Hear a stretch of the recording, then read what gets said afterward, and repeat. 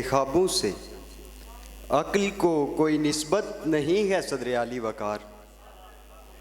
اور نہ ہی تخیل سے اس کا کوئی واسطہ ہے، کیونکہ نیند میں دیکھے گئے خواب ایسے ہیں جیسے دھندلے سمے میں ہوا شور مچاتی ہے اور اس کے لطیف جھونکوں سے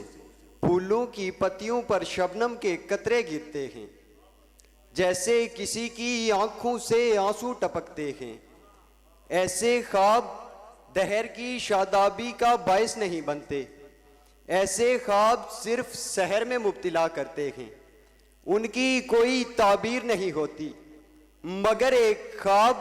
جسے ایک نہیں بلکہ لاکھوں لوگوں نے جاگتی آنکھوں سے دیکھا اور اس خواب میں جنت دیکھی، پھر اس کی پاداش میں ظلم برداشت کیے، جبر کے پہاڑ توڑے۔ اس خواب کی تعبیر پانے کے لیے بہت لہو بہایا گیا، ہماری بستیوں کو روندا گیا، جلایا گیا اور اجاڑا گیا،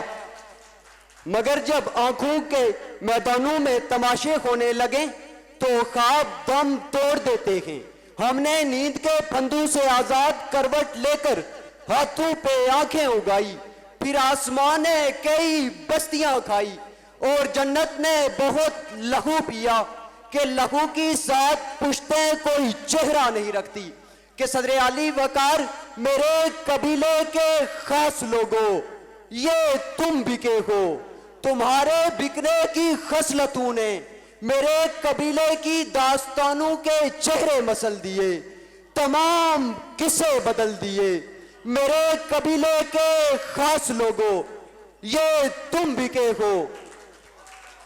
وگرنہ کس کی یہ جرتیں تھی کہ میری دھرتی پہ پاؤں دھرتا، میری زمینوں پہ ہل چلاتا، میرے کھیتوں کی سرخ مٹی میں کالی فصلوں کے بیج بوتا،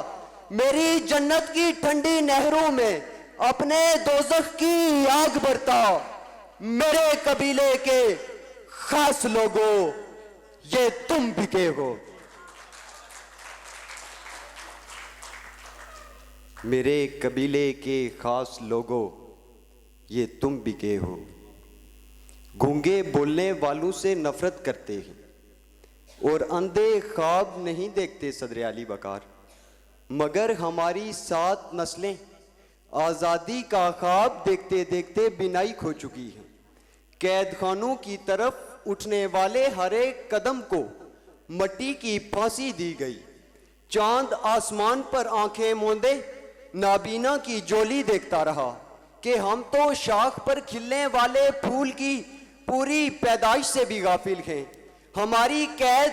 چاند سورج پھینک چکی ہے کہ اب ماؤں کی کوکھ سے نومولود نہیں بلکہ ایک قیدی جنم لیتا ہے جو ہر ظلم پہ خاموش، ہر جبر پہ راضی اور ہر ظالم سے مطمئن ہے کہ نہ جانے کتنی ہی بیٹیوں کے لباس دفن کر کے انہیں شرم کے حوالے کیا گیا، مگر صدر عالی وقار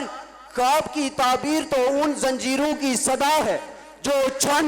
چھن کی صورت حاکموں کی سماعتوں سے ٹکراتی رہی۔ خواب کی تعبیر تو سری نگر لال چوک سے بلند ہونے والی آزادی کی صدائیں ہیں۔ خواب کی تعبیر تو سراخی و مینا و جام و سبو و فانوس و گلدان سے جگمگانے والے چراغوں کی روشنی ہے۔ خواب کی تعبیر تو یاسین ملک کی کہانی ہے جس کے ساتھ کھڑا ہر ایک کشمیری یہی کہتا ہے، قاتل میرا نشان مٹانے پہ ہے بازد، میں بھی سینہ کی نوک پہ سر چھوڑ جاؤں گا، میں اپنے ڈوبنے کی علامت کے طور پہ دریا میں ایک آگ بھور چھوڑ جاؤں گا، لشکر کریں گے میری دلیری پہ تبصرے، مر کے بھی زندگی کی خبر چھوڑ جاؤں گا۔ مر کے بھی زندگی کی خبر چھوڑ جاؤں گا۔ شکریہ۔